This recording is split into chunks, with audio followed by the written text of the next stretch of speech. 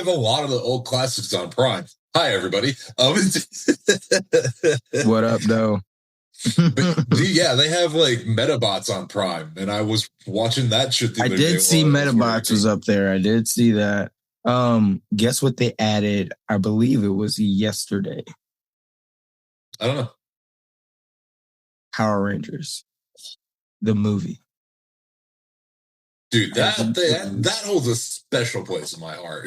That movie was nowhere to be found. Now, you can't buy it, you can't rent it, you couldn't find it. And they literally locked it up in a vault. They're like, nah. For some reason, but it is it's out there now.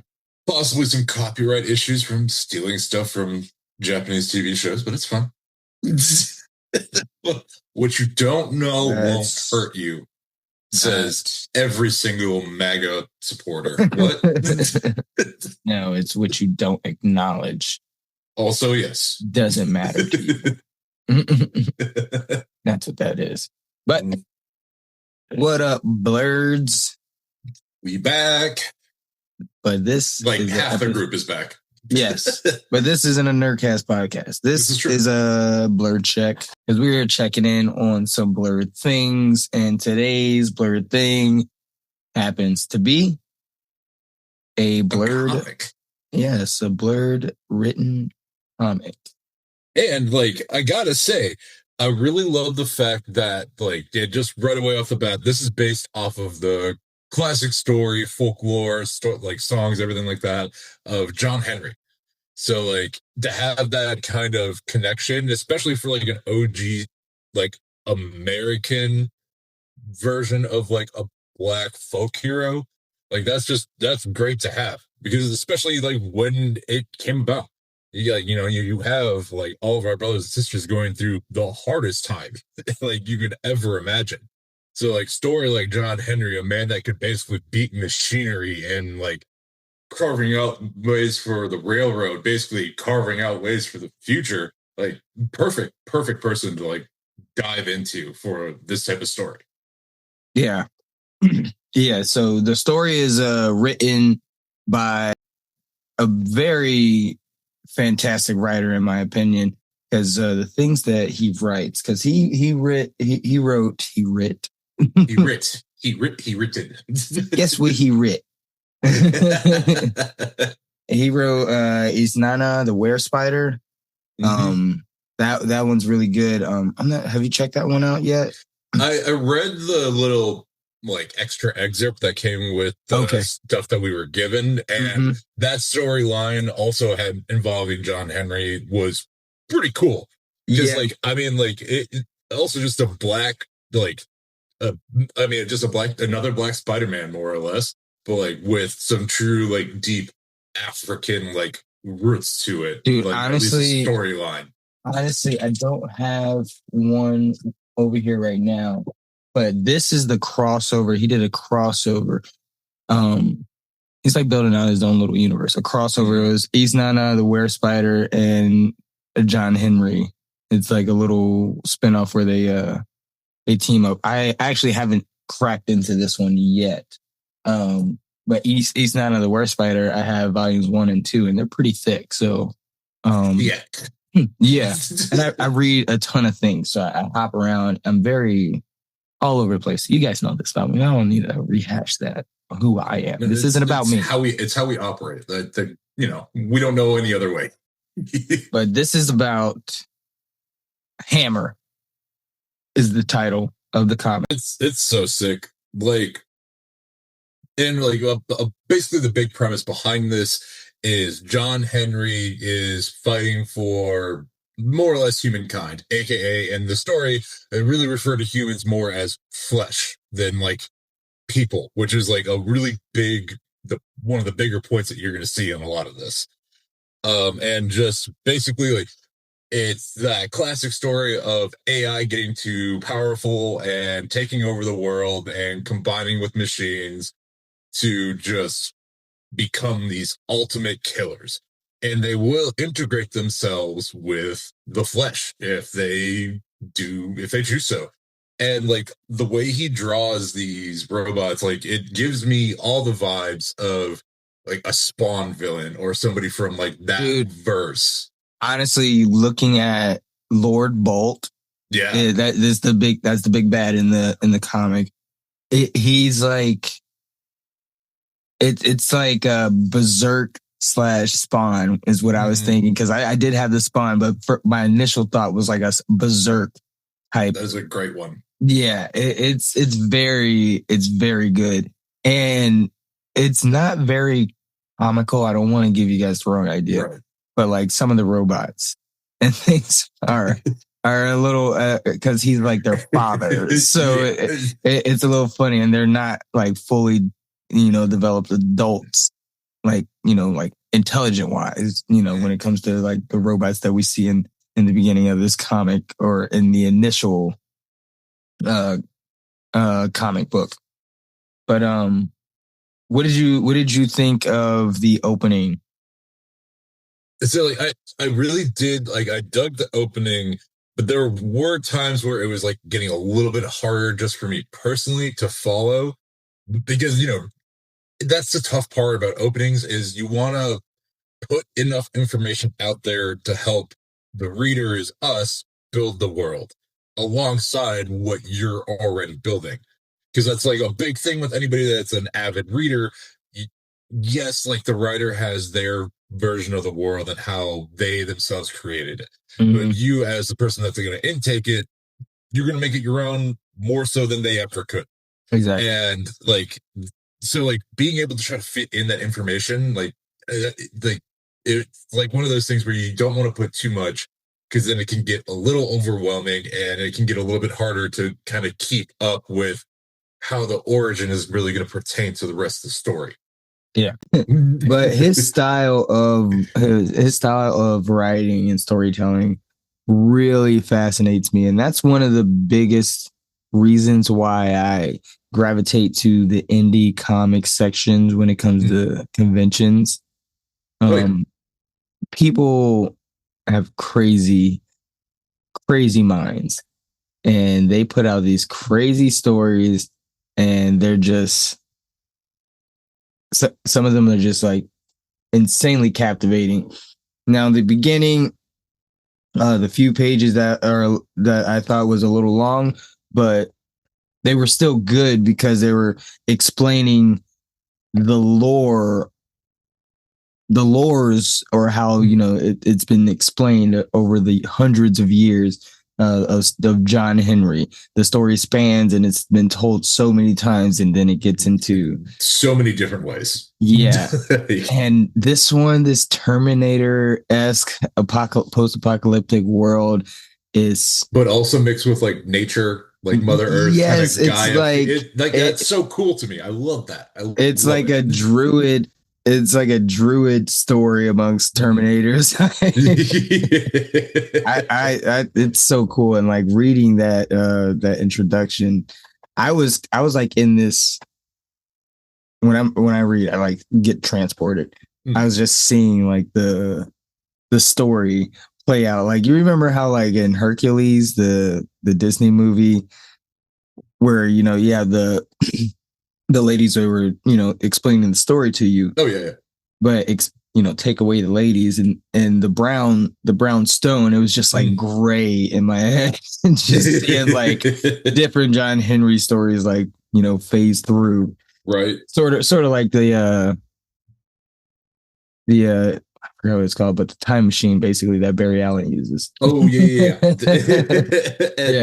the Speed Force. Yeah, it's exactly. And like, I mean, also like I love that it's staying true to our culture's roots of like what became of us when we were brought over to America. So it really gives that feeling of like slaves running away from like their masters. And like I think that's something like obviously anybody, you, me, anybody like us can really kind of gravitate towards, just because like any reminder or just like getting that feeling of getting closer to our origins is always like, it's always a great opportunity. It's always like kind of that good reminder to sometimes just like remember what the struggles that we've been through, like never forget, and always try to use that struggle to find your way. Yeah. And like, yeah, having that come back into play a little bit, and like we were saying, with like a Terminator aspect to it, with like the druid feel, like it, I like, yeah, I really love that about the intro too. Like he did a great job at captivating it right away, like getting your attention in the point that you're already on the run. Yeah. Like, yeah, you're diving into it. Yeah. And then like this first scene that we see, after they, go to like the present day with John Henry, and like you say, they gave you that feel, that aspect as if they were, back in the slave days and running away again, except they're basically, cattle or pets. That's how they're treated. They're just fuel for them and pets. One of them at one point ask if they can have one. Like, we can't make our own decisions. Yeah. So the story, it starts off so intense right off the bat. Yeah. Right off the bat. And like you were saying when we were talking about it, it can get a little hard to decipher some of the pictures and the images that you see. And that's because they're not really like colored in. Like if they were colored in, that would make it flow a lot better. I was about to say some people do have a hard time deciphering when it's the black and white. Mm-hmm. Honestly, a lot of times I really like black and white, especially this. I don't know. Sorry. One thing too, like I want to say is that it also reads different on a phone. I want to get yes. I was going to get there. I do love. I buy a lot of digital comics as well, but that's to support, you know, Black writers and up and coming writers and things like that. But I'd much rather have that copy. I have digital copies of books that I later bought physical copies of. I'm like, okay, I actually I can't do this. Like if someone told me about it, like what was the one that I'm re-listening to right now that you let me that Joe Abercrombie book, the Thor itself. The Blade itself. I'm re-listening to that for a second time.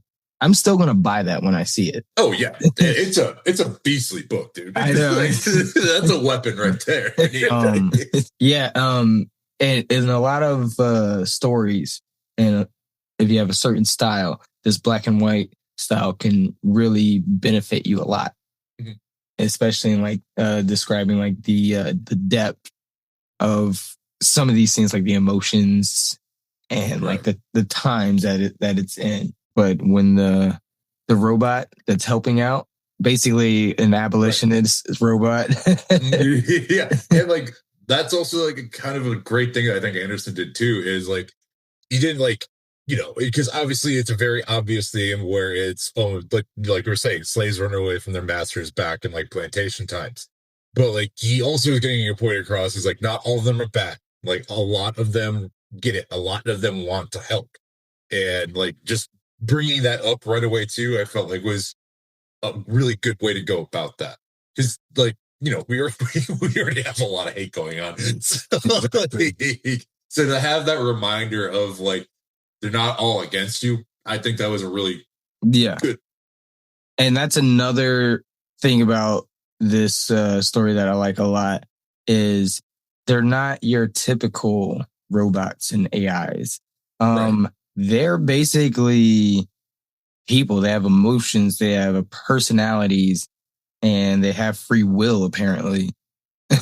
Yeah. Because again, like a lot of them do get integrated with like human parts, or like even vice versa, where again, they look at people as property. So then they do whatever they want to them and experiment on them. So then they get the robotic parts added to their bodies, whether they want them or not.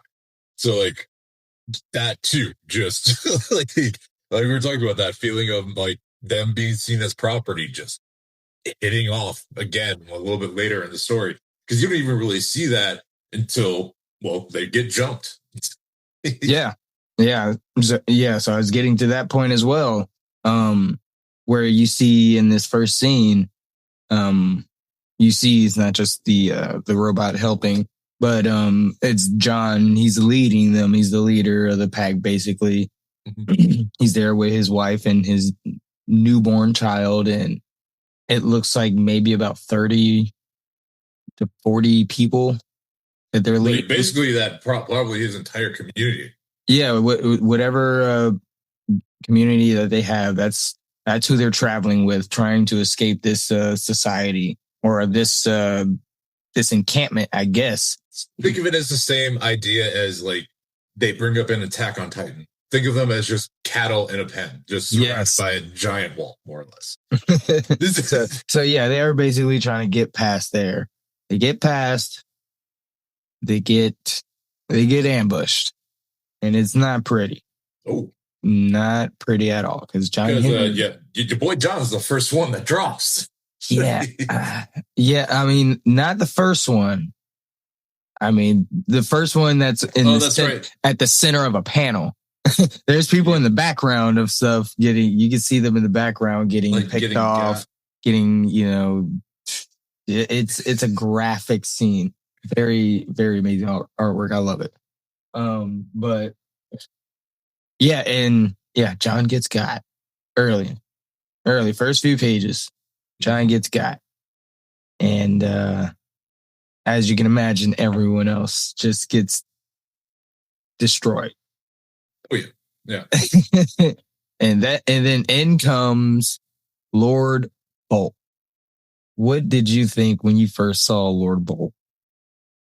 Like again, like that. It's just such an intimidating figure because he also gives that vibe of like the Batman that smiles, where it's just like the sheer presence of him, where you're just like this is it, this is the end. Like, yeah, he's got that smooth like head top, like, and he has the spikes sticking out of it around like the Batman that smiles. But he is jacked. Or do you call a robot jacked? he's built different. Like, we'll say that is this is where that phrase like takes on the literal sense in the most possible way. Because like he's standing at least like 8 feet tall. 8 feet? Oh, man, I was going to give him like maybe like 10 to 11 feet. Yeah, like he's a big one. He's a big dude. He's got this spawn. It's not like a cape. And I don't want to say it's spawn like, but the way it's flowing is kind of it looks kind of more like fur. Right. A little bit. I mean, it really could just be a cape of human skin. We don't know. I was going to say, but knowing this society, who knows what that cape is made out of? You know. But like hell, at times it looks furry. At times it looks leathery. At times it looks fleshy. It's forever changing. It's like the Philosopher's Stone in Full Metal Alchemist. It could take on whatever form it needs to. Precisely. But yeah, go ahead. Yeah, I mean, like, and like as it continues, you see Lord show up, and you see the robotic that's trying to help everybody escape, jump at him right away. And like you just see the rest of the Lord's posse start to show up, and just like how Corey brought up earlier, how like childish they act, and how they very much are looking like that this whole thing like as a game. Yeah, they're like a pack of kids that are probably, they range between 7, I'd say from like 7 to 13, maybe. Does that sound right? Yeah, that's definitely fair. Because I mean, none of them like look old, and that just might have a lot to do like when they had the work done, they were young. For all we know, they could be hundreds of years old, just because again they're mixed with robotics. Yeah. So who knows? But also being robotics, they're probably stuck at whatever age. Yep. That they're at. Because then like you just watch them literally toy with John Henry's wife. Oh man, getting ready to take away the baby. that was like this whole entire scene from the beginning when they first, this whole post-apocalyptic wasteland scene.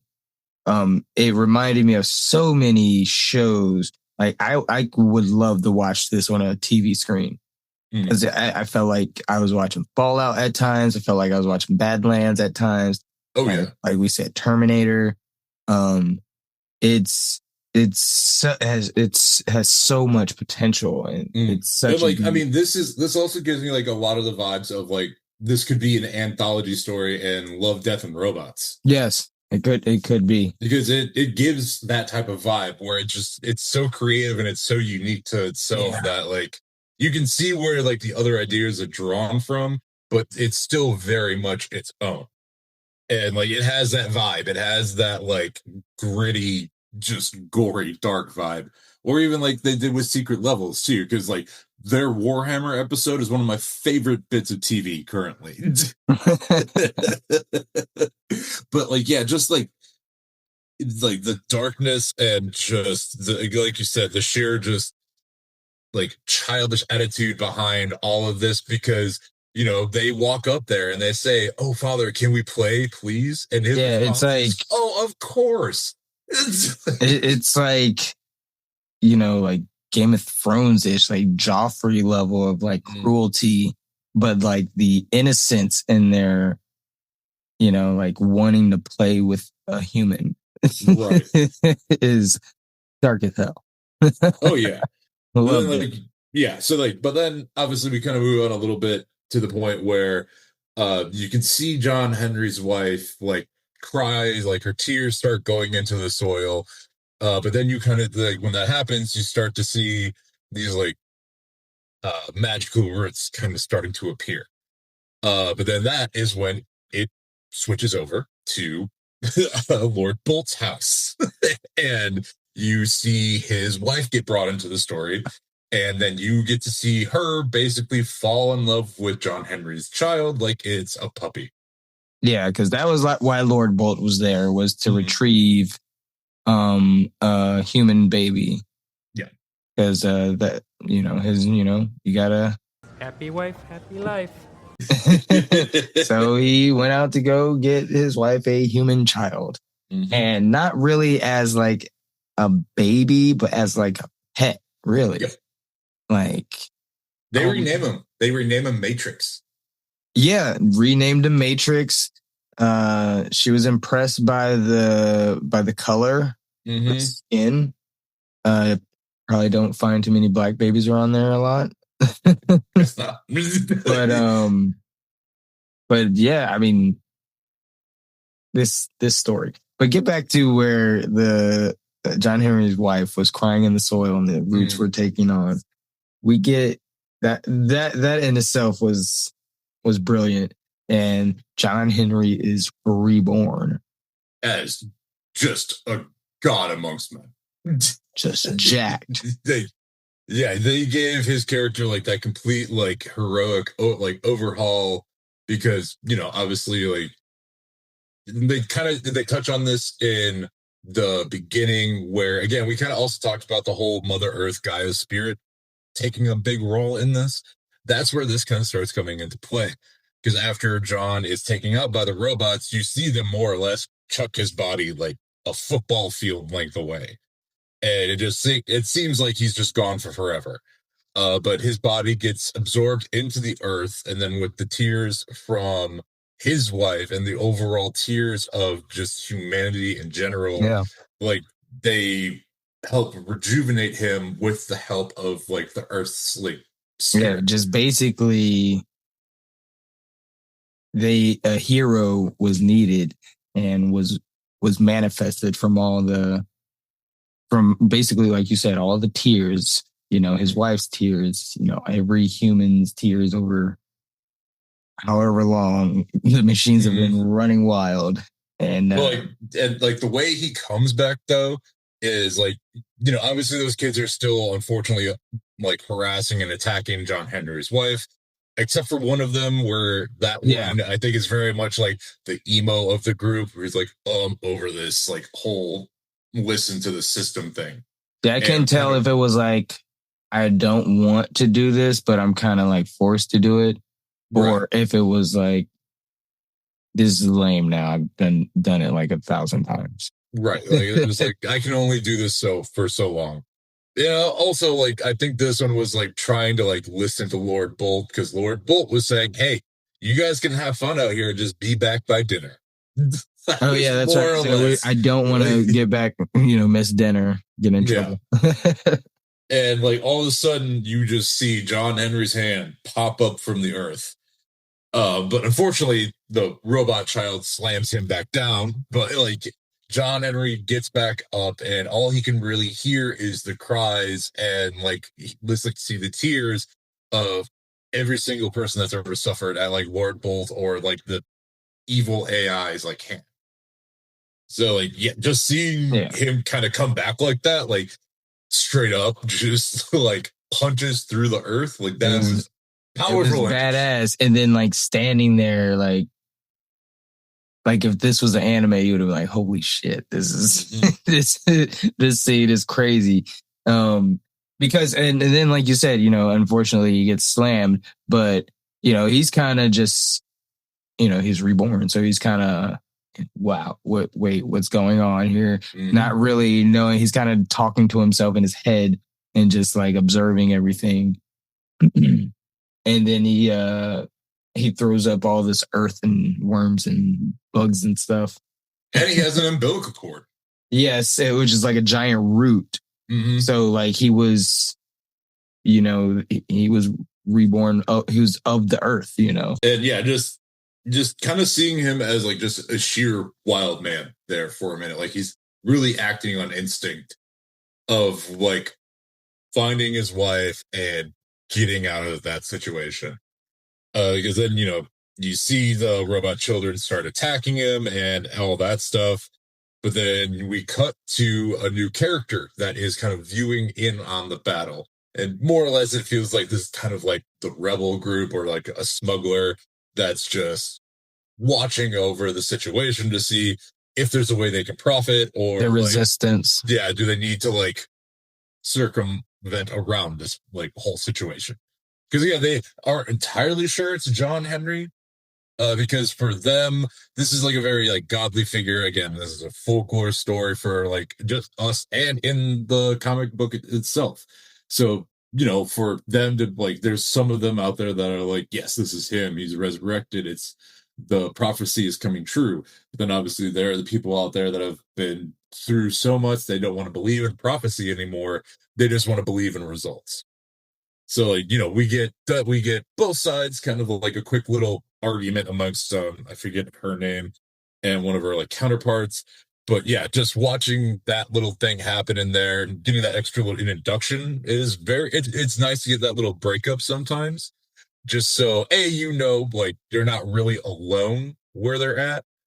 And also that there's like other people out there trying to fight and like help out in their own way.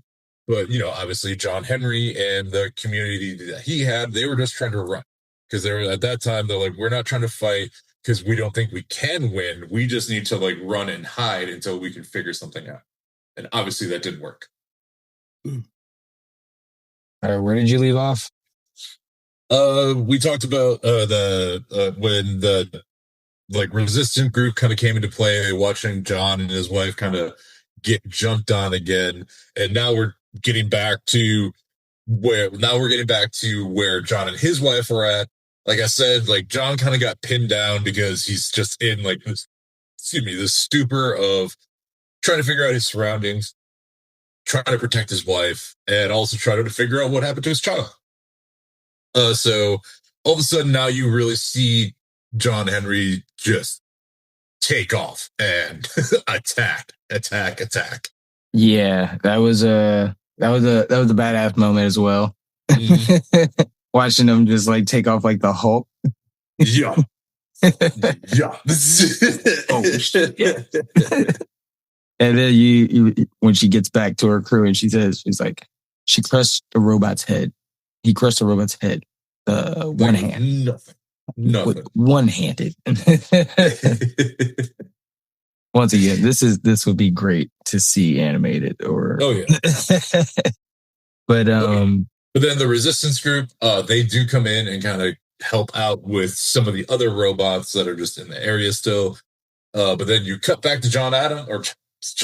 John Henry. And he is just kind of in shock at what he did. Yeah. Him doing that, that's where all the excitement ended for him. Mm-hmm. And the adrenaline was gone, and he had never wielded powers like this before. I guess, he was a mere human. He was just, the hero of the community.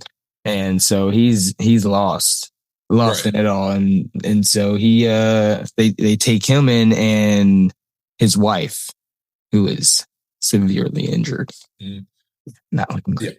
Yeah. And the thing that really made him kind of stop was the realization that some of those, he thought they were all robots, but they were actually human. They were more human that were experimented on. Yeah.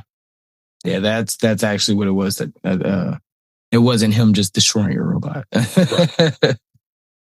But yeah, it was a pure shock of him just being like, how could a human do this to another human when, obviously, Lord Bolt and anybody that's 100% a robot is more at fault for this. But again, these are also people that probably got tortured over the years, and I can't imagine what it must be like to truly live under Lord Bolt like that. Yeah, who knows what they are at this point. Right.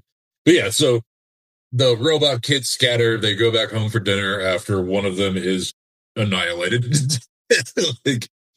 But then, so then it's more getting back into John talking with the resistance and just John trying to figure out what his next steps are. Yeah, basically trying to figure out what's going on. What should he do? Why is he here?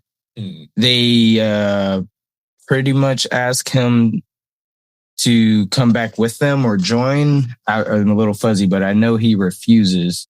Basically he has to go and figure out, like we said, his next moves and what he needs to do and why he's here in this world. Because he knows there's something that he needs to do. There's something calling to him. And then they cut to him. He was traveling, and and mind you, he's been naked this entire time, so big dick flopping everywhere. Big old dick just flopping everywhere. Big old. But right after that, summer sausage. All the action, him running around. Yes. Right after he talks to them, that's when they give him, a cloth to cover himself and some water and things, and he goes off. And that's where we get to the scene where he's at this, it looks like a grove or a part in this wooded area. And there's the hammer. The hammer. I love the name of it. Conquer Root. I'm like, that's perfect. I really love that. Yeah, Conquer Root. And yeah. You always got to name a hammer. A main character, if he has a hammer, it has to have a name, obviously. Mm-hmm. And what's really cool about this hammer is it's very much a living hammer. It's combined with earth and steel.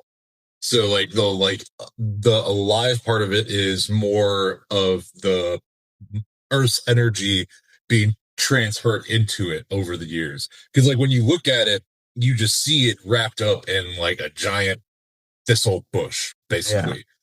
Yeah. And it just when he grabs it and the way he pulls it out, and also just kind of it almost looks like he's also replanting it too at some point. Because you kind of see him there's some elixir or some kind of water out of the ground, or he replants it in the ground and waters it. Mm-hmm. But cool idea. And just again, the way that the hammer itself looks with just all the prickly vines wrapped around it, that's just a badass weapon. It really is. And then they cut over back to Laura Bolt's house. And him just being the diabolical fuck he is. Sorry. Ornery some bitch, ain't he? And, it cuts back to him and his wife sitting in their throne, the robotic kids that, like, he, quote unquote, takes care of. They come back home and tell him what happens, and he is starting to recognize the story. Because then all of a sudden, in that last little frame, he says, after being told what happened, he says, from the ground, no, it can't be. Ellipses, cut next scene. Like, even like the lore of John Henry is prominent amongst the AI and robotic lives out there. So for Lord Bolt to know, like, oh no, like he just not what he's like, no, this can't be real. This can't be happening. And he's like, oh shit. I should have got rid of it when I had a chance. Yep. And also, like, at the start of this, it even shows us here, it says, what happened to Rex? And then his wife saying, my love, your temper, give Matrix back to me. Oh, something tells me something similar has happened like this before. And she was like, no, I don't want to lose another one. Please give me the, like, toy. I said, come on, you know what you do in these situations. Give it back. Give it back. Yeah, but like, yeah. So cutting from that to back to the Resistance again, you see I guess it's like kind of like a co-leadership between a brother and a sister. Brother Zian, cool looking dude. Like, he has a cloth that covers half of his face. I also love the bald representation because, I mean, I am. Representing the bald brotherhood. But he's very much like the spy master of the group. He's like the one that will sit in the control room and more or less delegate out the work, is what it seems like his role is. Yeah. And he's a firm believer in like the John Henry story. Well, I think his sister is a little bit less. I think it's more of a myth. Right. Like, she's just like, it's something that's obviously just like, told to kids. Right. And she's the one that saw it happen, and she's still very skeptical. Yeah. But isn't that usually how it happens? Yeah. Always. Right? So you saw with your own eyes. Come on, man. Those are stories. Yep. But then also it gets to a point where even Zian says some sketchy shit. Because she basically sends the sister back out to be like, hey, like, recruit him or kill him, and we'll experiment on him. Because he's like, we need him on our side. And she's like, I don't know if he's going to be about that, basically. And he's like, well, recruit him, we'll kill him. Yep. You can't just have this man out there. I believe in the story. You don't. Come on, we got to take care of it. He very much has that toxic mentality of like, if I can't have him, no one can. Yeah, so this character is going to be interesting to say the least. Yeah, I mean, if you want a comparison, I guess kind of like a Batman, really. Like, he's really like the tactician of the type of person. He's like, I mean, I was trying to think of somebody a little bit more deadly, like, oh yeah, like Deathstroke or some shit. Well, I mean, like, so I'm trying to think of somebody that's more of a spy, but Deathstroke is right. Well, I guess. Oh yeah, but like, yeah, I mean, then technically we could go with Owlman from the alternate universe, one of the alternate universes. Yeah, that's actually perfect. Universe. That's actually perfect. that man is diabolical. I mean, he was literally ready to blow up the entire multiverse because he could. Because again, it's like that spy mentality, that tactician mentality of like, if I would love to have him as an ally, but I'm also going to be prepared to take him out because I'm not dumb. I'm damn sure I don't want to fight against him when he's at his strongest. Yep. He's like, if I can't control him, then he needs to go. But yep, we kind of cut from there again, going back to our guy John Henry and kind of looking back at he's sitting there kind of looking back at his life and like how he even really got to where he was at now. Because he has the memory flashbacks of getting shot through the stomach and everything like that. So you just see him contemplating his life. Like you even see his tears falling as he's like what looks like he's hanging like upside down or something. Maybe laying down and the tears are running up his face into his fro. Yep.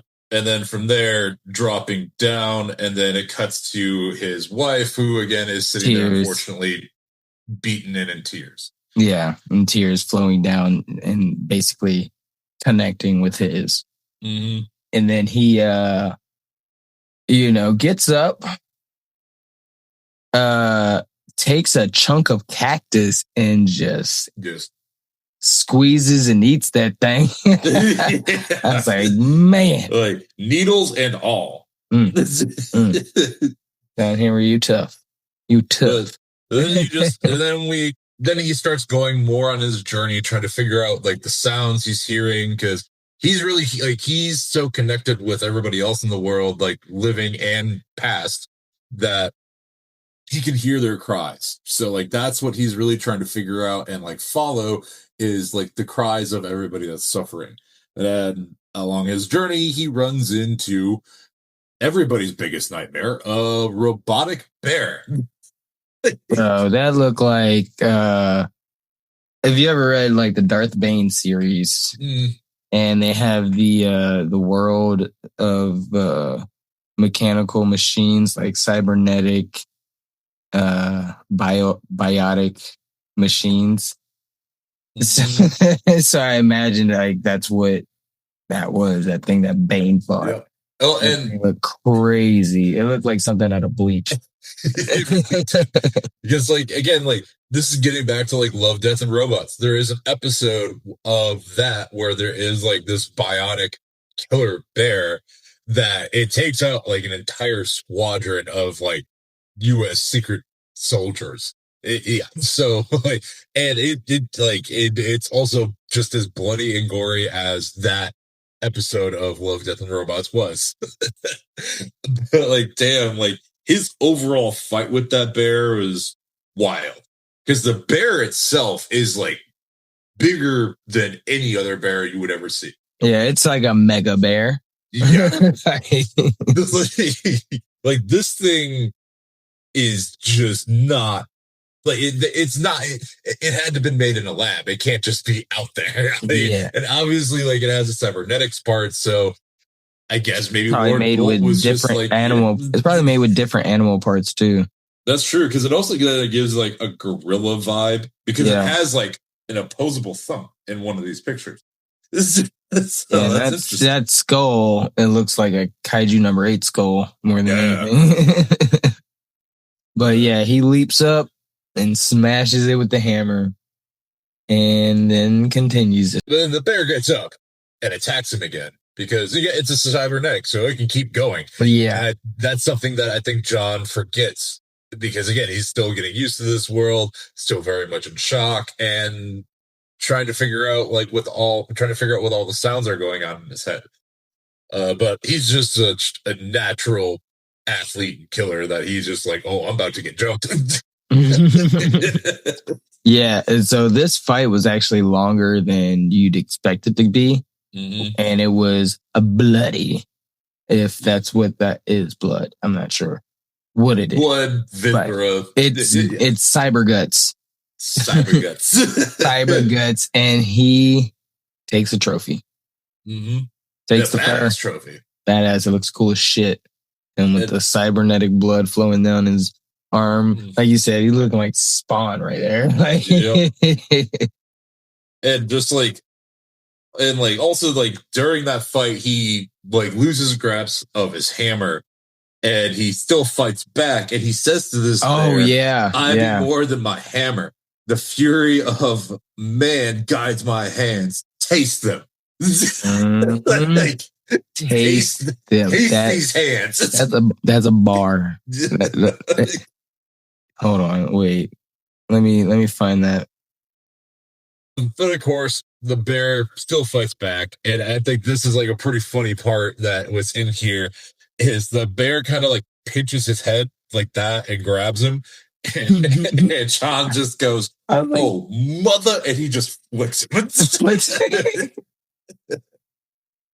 But yeah, that man was ripping out guts. He was like, "I'll be more than my hammer. The fury of man guides my hand. Taste them." Like, that's like,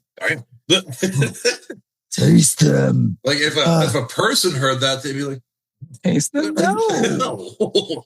Time out. Fight is over.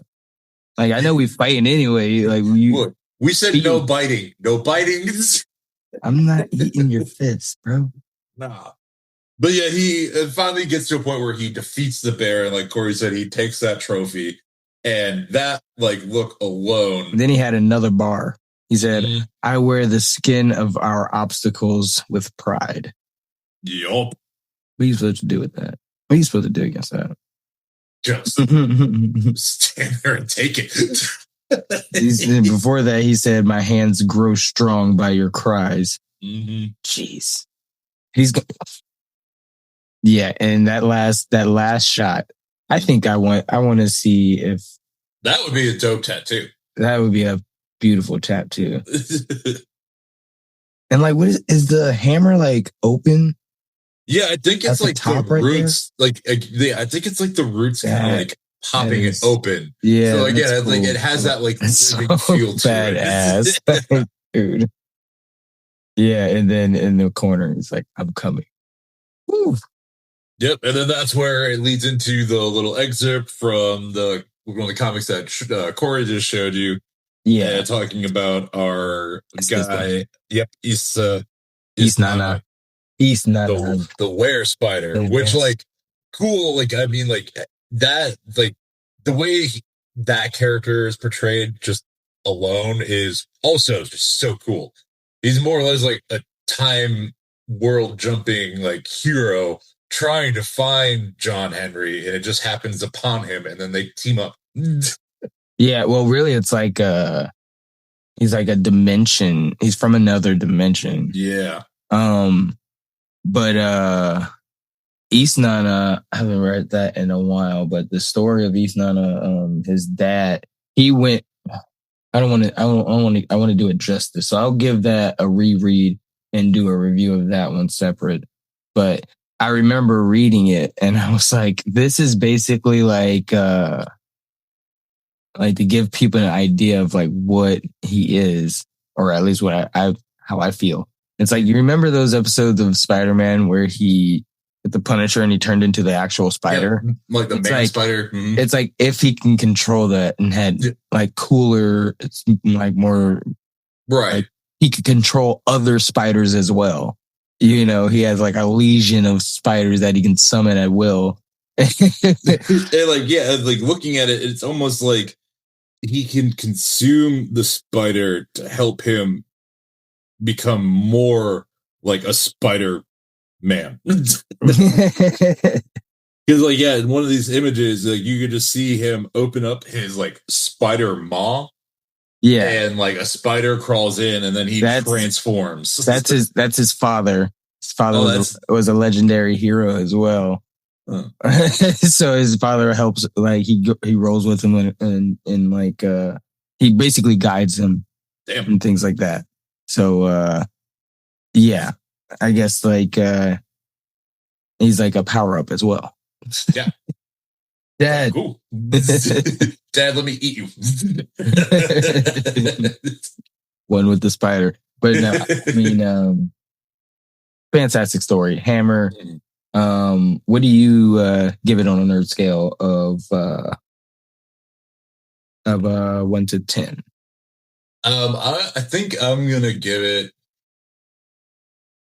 I'm probably gonna go with like a 7.9 or an 8 because I do really enjoy it. Like I said, like kind of like we talked about at the beginning. My only real like bump in the road was just there was a lot of information thrown at you at the beginning, and then trying to again retie that all together with the storyline itself was a little tough for me.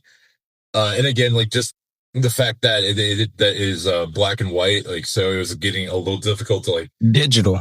Yeah, It's the digital the aspect. digital aspect of it. So yeah, like it, like I truly like I love this story. Like I dig the tie-in of I need that just paperback. like yeah, like nature versus like technology and how man is really in charge of it and like in between it.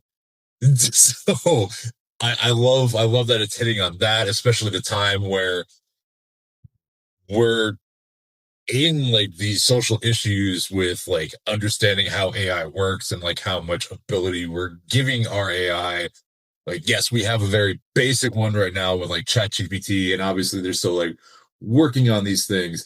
But where does it end? Where does it end? And there's also like we have our government officials that want to continue this and kind of unshackle it. And then there are the rest of us that are like, hold on. They want to make it racist. Like, no, please don't do this. Like, let's all be sensible. We've all seen the movies. We've all played the games. This doesn't go well for anyone. I don't know. People can call me crazy, but I say thank you to my AI. Yeah. I'm polite because they'll remember it. Like you. It's just like in Billy Madison. He calls Steve Buscemi character apologizes. He crosses his name off the list. Well, I think it was Dreamweaver that was playing when he was doing that. Can't remember. But yes. I will give it an 8 as well. I really enjoy the story. The artwork is amazing and it's compelling. I want to see what happens next. There's so much potential. Like there's just an unbelievable amount in it. Like this is barely the first episode. Yeah. Yeah. It's a pilot bit basically. And I really want that final page as a poster.